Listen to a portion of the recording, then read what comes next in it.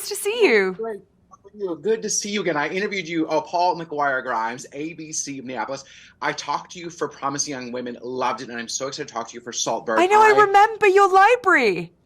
Oh my God, thank you. That's amazing. Yay. I loved Saltburn. Like it is ingrained in my head, loving it so much. Let's talk about Barry Keoghan and Jacob Elordi. Like they're both so perfectly cast. And I'm curious, do you write with actors in mind or did they just come as part of the casting Do process? you know what? I don't write with actors in mind, also because my process takes so long. Like this is kind of like 7, 8 years now of Saltburn, of living in Saltburn. So it's really, I do things, everything in pieces. It's like the writing is one part, prep is one part. So casting, the moment it became clear that we were going to make it, that we needed casting it, the first person I thought for Oliver was Barry, because Barry is the most unbelievable charisma machine. He is the person who, exactly like Oliver, the closer you look, the less you know. The more you follow him, the further away he seems. Like that is what Barry excels at, and I just think he's remarkable. So I met him, and immediately I just knew we both wanted to like get into it, right? We wanted to really push it. And then Jacob is just the most remarkable, like the most remarkable actor, and also like an unbelievably gifted comic performer. Because Felix, apart from the fact that he is charismatic, beautiful, warm, lovable, so hard to be all those things, he's also the thing that Jacob did that was so exceptional and that everyone else missed. And what I was looking for was that he was just he was just some guy. He was also just some guy. He was kind of, fallible and capricious and spoilt and kind of mean and, all of those things. But he's just so charming and so beautiful we didn't notice. And that's the thing. Like, Jacob is just, he's an extraordinary, I mean, was there ever anyone who was so obviously a movie star? Right. I mean, and Barry, like you kind of pull. I love what thing about Barry is that he's never playing his full head. He's always making you guess like what maybe he's boiling under the surface and going to bring out later, which I love in actors. I love when actors direct, and I'm curious, do you feel like you have a different approach or can talk to actors differently because you're such a great actor yourself? Thank you so much. I think, honestly, the thing that I feel very much is like I have endless empathy for actors because I've done it myself and I know how deeply existentially troubling and complicated and exposing and vulnerable making it is. I just got so much sympathy. But that sympathy is finite because I also know that everyone else is working just as hard for much less money and usually more time. So I think it's that good combination, I hope, of like love, but also firmness. Right. So I think that's the thing as well, is like, and I just love everyone in this movie so much.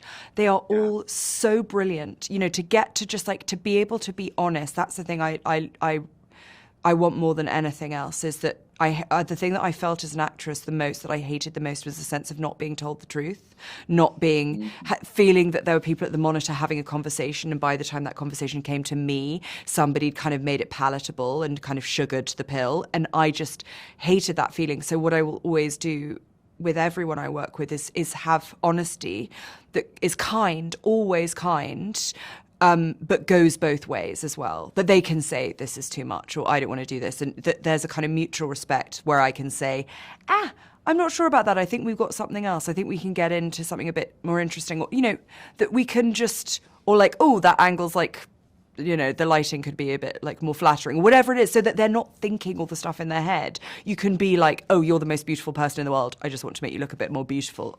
That's the stuff. Like everyone being part of the same thing together, that we're all of us in it together, that everyone it's a shared endeavor, that we can help each other. That's the way I like to work. I love it. I love that trust that's there. Oh my God, I got the rap. But did you was there a Stanley Kubrick influence? I loved Linus's work.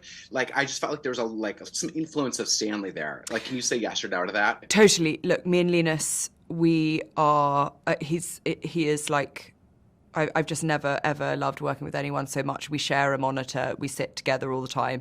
We are just like having the best time. Of course it's Kubrick, but it's also Caravaggio, Merchant Ivory, Joseph Losey, Hitchcock. It's everything, because this is a movie about movies. This is a movie about a genre. This is a movie about why we're seduced by a genre and what we can do to that. So you can't make that without acknowledging the forefathers. It's only then that you can really, it's only when you're using tropes that are familiar that you can start to like twist their heads off. Yeah. Oh my God. I love it. I wish I could keep talking to you. Thank you for the time. Thank Congrats you. on the success of Barbie as well, since you're in that. Your Oscar, all well deserved. Thank you so much. Hi. Hi, Paul. It was so great talking to you again. I absolutely loved Saltburn. So thank you for the time today. Oh, it's a pleasure to be talking about it. If there was one film that I really want to be talking about, it's this one, because we had such a fun time making it.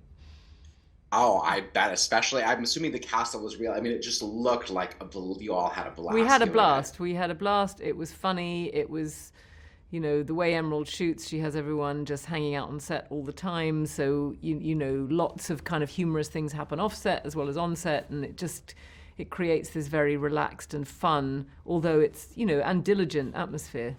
Good. I mean, especially for a project like this. I'm curious, take me through reading the script for the first time. Did you know the wild ride that you were going to go on?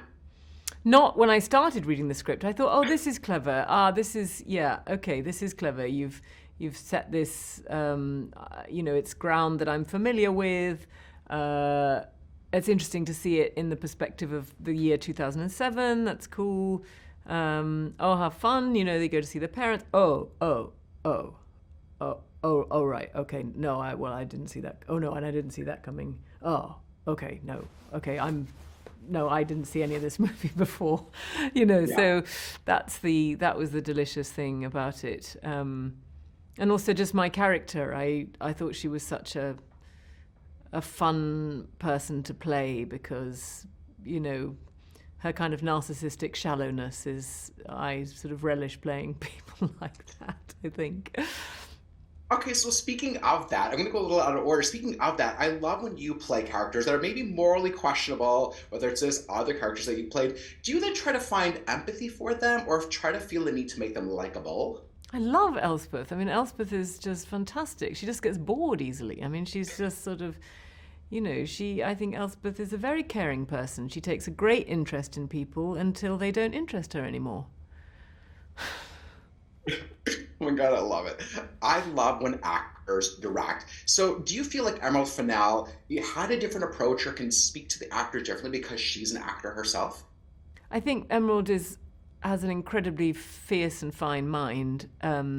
She'd almost conceived of this like a novel. So the amount of detail already in her brain before we started shooting was formidable.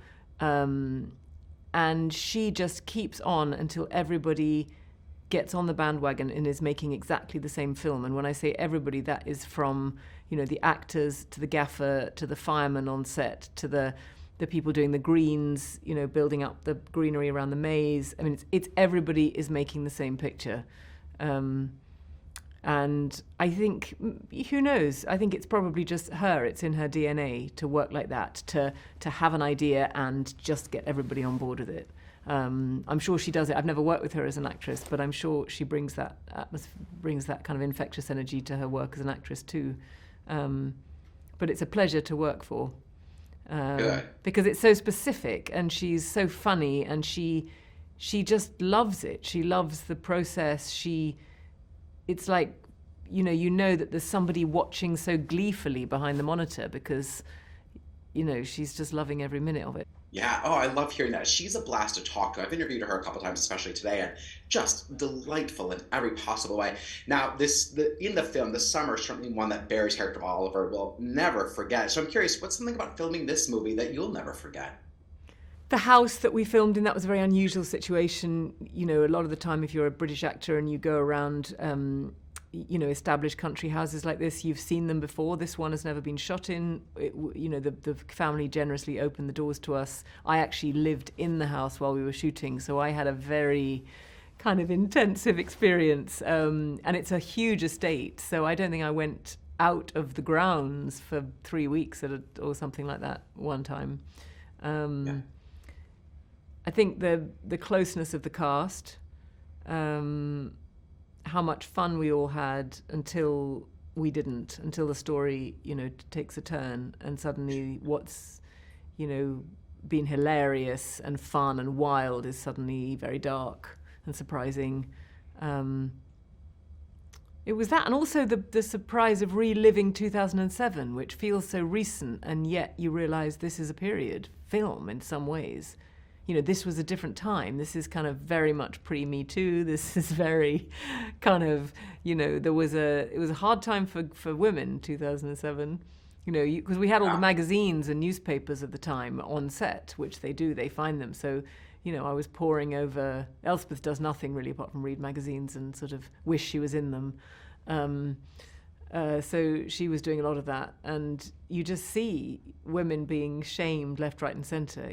Look at her. Look at how gorgeous she looks, but look at her at 2 a.m. with her sweat patches and her boobs falling out, and her. It was a real time of giving women hell. So that was very eye-opening because, of course, it was only a couple of years after Kerry and I were making Pride and Prejudice. It's that kind of time. And that just seems so forever ago. Rosamund, I got the wrap. It's been a pleasure as always. Thank you for the time today. Take care. See ya.